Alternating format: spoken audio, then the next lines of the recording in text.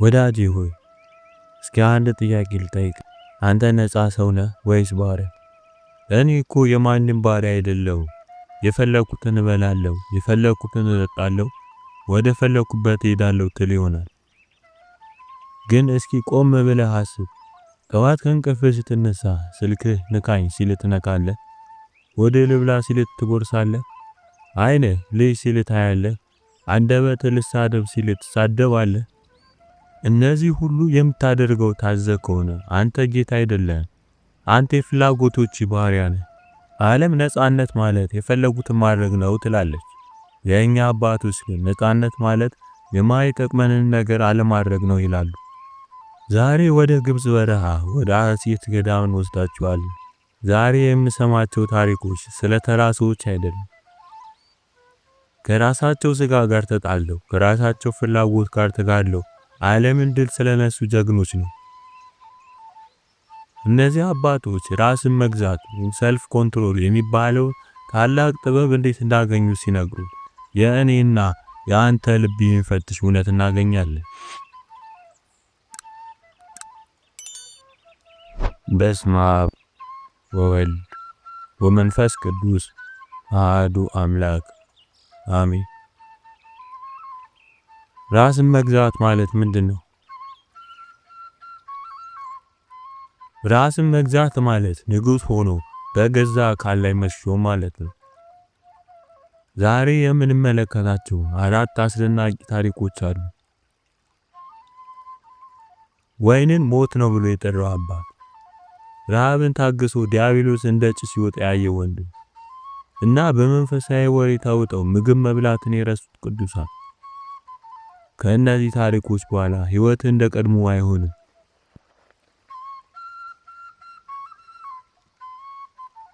በመጀመሪያ ስለ አንድ ወጣት መነኩሴ እንስማ። ይህ ወንድም በገዳም ውስጥ ይኖራል። እንደኔና አንተ ስጋ የለበሰ የሚረወው የሚጠማው ሰው ነው። አንድ ቀን ጠዋት ገና ፀሐይ ሳትወጣ ሆዱን ረሃብ ተሰማው። ሰይጣን መጣና ጆሮ ላይ ሾክ አለለት። ብላ እንጂ ሰውነትህ እኮ ይጎዳል፣ ገና ጠዋት ነው፣ ብላና ትጠነክራለህ። ያ ወንድም ማሰበ፣ አይ ገና ከጠዋቱ ነው ይራበኝ፣ እስከ 3 ሰዓት መቆየት አለብኝ። አሁን ከበላውማ ሆዴን አመለኩት ማለት ነው አለ። ከፍላጎቱ ጋር ታገለ። ስራውን እየሰራ ሆዱ ሲጮህ ዝም በል እያለ ታገለ። 3 ሰዓቱን ሆዱ አሁን አብዝቶ ይጮሃል። አሁን ሰዓቱ ደርሷል ብላ የሚል ሐሳብ መጣ። ያ ወንድም ግን እንደገና አሰበ። እስካሁን ከቆየው ለምን እስከ 6 ሰዓት እስከ እኩለ ቀን አልታገስም አለ። ራስን መግዛት ማለት እንዲህ ነው። አንዱን ደረጃ ሲያልፉ ቀጣዩን መመኘት። 6 ሰዓት ሆነ። ፀሐዩ አናት ትቀጠቅጣለች። ወንድም ዳቦውን አነሳ፣ ቆረሰ፣ ይበላ ተቀመጠ። አፉ ሊከፈት ሲል ግን መንፈሱ ተነቃቃ። ቆይ ለስጋዬ እንዲህ ከተሸነፍኩ እንዴት ሰይጣንን አሸንፋለሁ? እስከ 9 ሰዓት ብቆይ ይሻለኛል። ዳቦውን አስቀመጠና ተነሳ። ወደ ጸሎትና ወደ ስራው ተመለሰ። የቀላል ይመስላችኋል?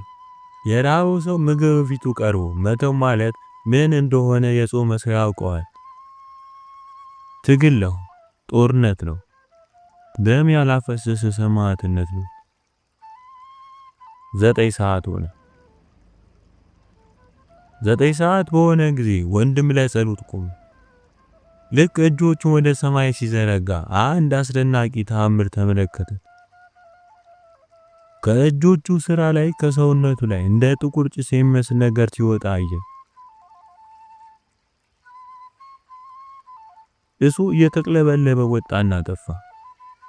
በዚያ ቅጽበት ያ ሁሉ ረሃብ፣ ያ ሁሉ የሆድ ጩኸት፣ ያ ሁሉ ድካም እንደ ጉም ተነነ። ወዱ ጠገበ፣ መንፈሱ ረካ። ያ እንደ ጭስ ሆኖ የወጣው ምን ነበር? የዲያብሎስ ኃይል ነበር። የምግብ ፍላጎትን አፒታይትን ያቀጣጠለው ዲያብሎስ ያ ወንድ በትዕግስት ያሸነፈው ጊዜ አፍሮ ጥሎት ሄደ።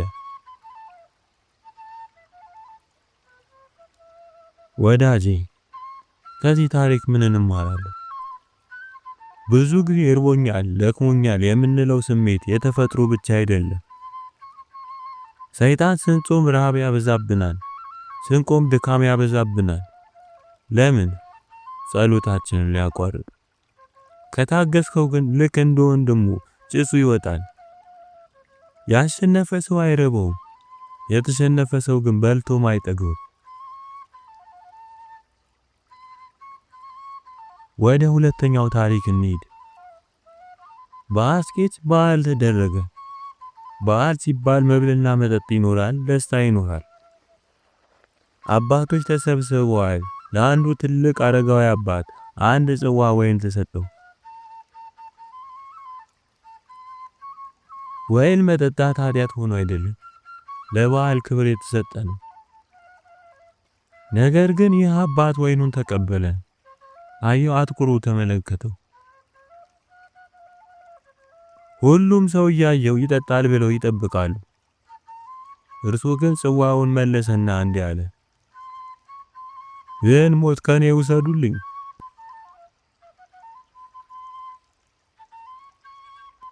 ወይን እንዴት ሞት ይሆናል?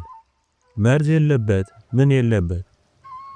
አባቶቻችን ነገሮችን የሚጠሩት ባላቸው ጣዕም ሳይሆን በሚያመጡት ውጤት ነው። ይህ አባት ያሰበው ስለ ወይኑ ጣፋጭነት አይደለም። ይህንን ከጠጣው ልቤ ይደሰታል፣ ስሜቴ ይነሳሳል፣ መንፈሴ ይደክማል፣ ጸሎቴ ይቀዘቅዛል። ስለዚህ ለኔ ይህ ወይን ሳይሆን ሞት ነው ማለቱ ነው። ይህንን ሲናገር በዙሪያው የነበሩት ሌሎች አባቶችና ወንድሞች ሰሙ። እኛ አባት ይህንን ካልጠጡ እኛ እንዴት እንደንፍራለን? ሁሉም ጽዋቸውን አስቀመጡ። የአንዱ ሰው ራስን መግዛት የብዙዎችን ሕይወት አተረፈ። ዛሬ እኛ የምንጠጣው የምናየውና የምንሰማው ነገር ስሙ ደስታ፣ ዘና ማለት፣ መዝናናት ይባል ይሆናል። ግን ውጤቱ ምንድነው? ከጸሎት የሚያስተጓጉል ነገር ሁሉ ስሙ ሞት ነው። ከእግዚአብሔር የሚለይ ፊልም ሞት ነው። ንጽህናህን የሚያጠፋቻት ሞት ነው። አንተ ራስህን ገዝተህ ይህንን አልፈልግም ሞት ነው ብለህ ስትተወው አንተ ብቻ አትድንም። ጓደኞችም ቤተሰቦችም አንተን አይተው ይድናሉ። ራስን መግዛት ተላላፊ ነው። ራስን መግዛት ማለት መከልከል ብቻ አይደለም። ራስን መግዛት ማለት በተሻለ ነገር መርካት ማለት ነው።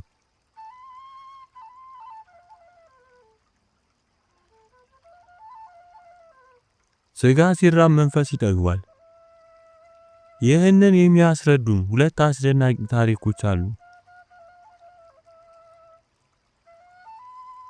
አንድ አረጋዊ አባት ሌላውን አረጋዊ ሊጠይቅ ሄደ። እንግዳ ሲመጣ ማስተናገድ ስርዓት ነው። አባታችን ረዳቸውን ጠሩና ልጄ ሆይ ለእንግዳው አባት የምንበላውን ትንሽ ነገር አዘጋጅልን አሉ። ረዱም ታዛዥ ነው፣ አዘጋጀ። ማዕዱ ቀርቧል ብሎ ጠበቀ።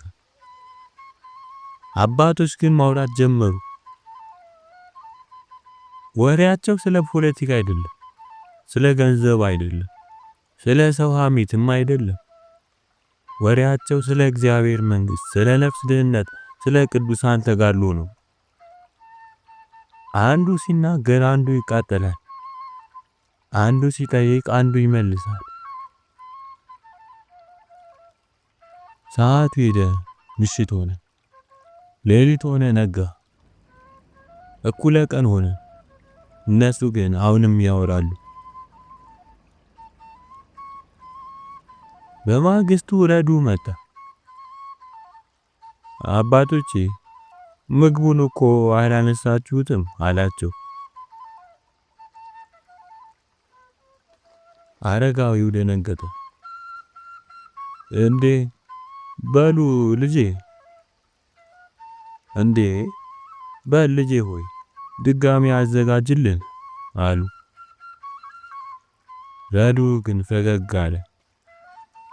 አባቴ ትናንት ያዘጋጁት እኮ ገና አልተነሳም። ያን ጊዜ በስጋ መኖራቸውን እንኳን እስኪረሱ ድረስ በመንፈስ ተመስጠው እንደነበር አወቁ። አንድ ወንድም ሌላውን አባት ሊጠይቅ ሄደ። አባታችንም እንግዳውን ተቀብለው ትንሽ የሚበላ ነገር አቀረቡ። ነገር ግን ከመብላታቸው በፊት እስኪ ትንሽ እንጸልይ አሉ። ቆሙ። እንግዳው ዳዊትን ይደግም ጀመር። መዝሙር 1 መዝሙር 50 መዝሙር 100 መዝሙር 150 ዳዊትን በሙሉ ጨረሰ።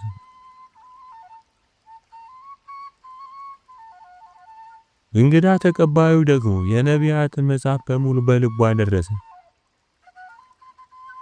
ሌሊቱ አለቀ፣ ፀሐይ ወጣች።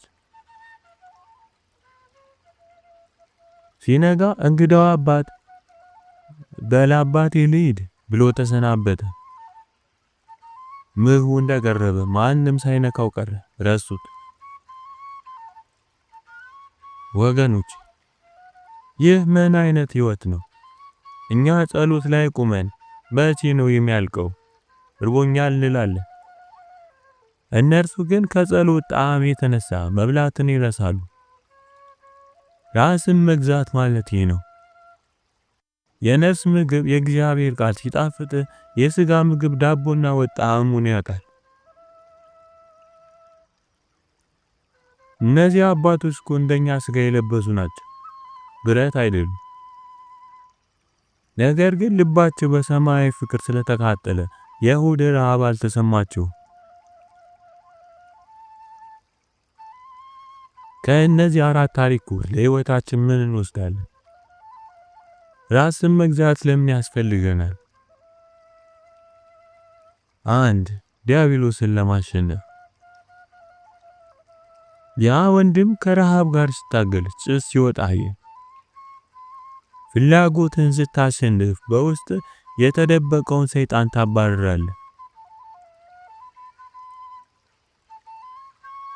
ብዙዎቻችን መንፈሳዊ ሕይወት የሚከብደን ለሆዳችንና ለስሜታችን ስለምናዳላ ነው።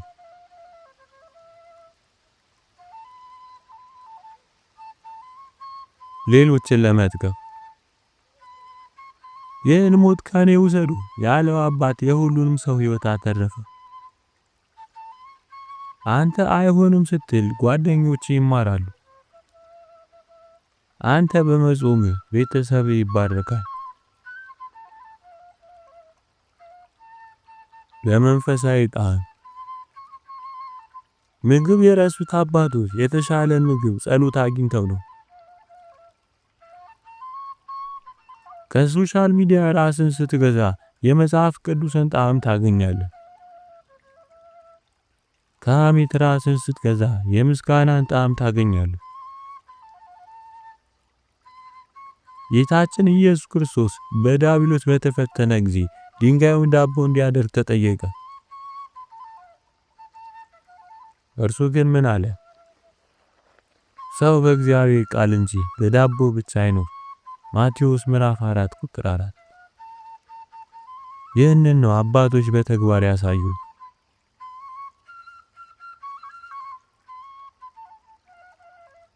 ውድ ወንድሜ፣ ውድ እህቴ፣ ዛሬ ማንነትን ፈትሽ።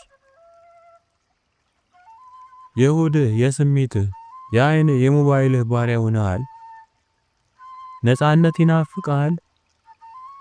ራስን መግዛት ከባድ ይመስላል። አዎ እንደ ሞት ይመስላል። ግን ከሞቱ በኋላ ትንሣኤ አለ። ከረሃቡ በኋላ ጭሱ ይወጣል፣ ሰላም ይመጣል። ዛሬ እንወስን። አይሆንም ማለት እንልመድ። ለኃጢአት አይሆንም፣ ለስሜት አይሆንም፣ ለዓለም አይሆንም። ያኔ ለእግዚአብሔር አዎ እንላለን። ጌታ ሆይ ፈቃዴን ማሸነፍ አቅቶኛል አይደል? ስጋዬ ሲሰለጥንብኝ አንተ ብርታቱ ነኝ። እንደ አባቶቻችን ዓለምን ንቀን አንተን ብቻ የምንመርጥበትን ልብ ስጠን። ይህንን ሞት ከኔ ውሰድልኝ። የምወደውን ነገር ለአንተ ስል እንድተው የፍቅርህን ጣዕም አቅምሰኝ። በቅዱሳን አባቶቻችን ጸሎት ከራሳችን ባርነት ነፃ አውጣን። አሜን።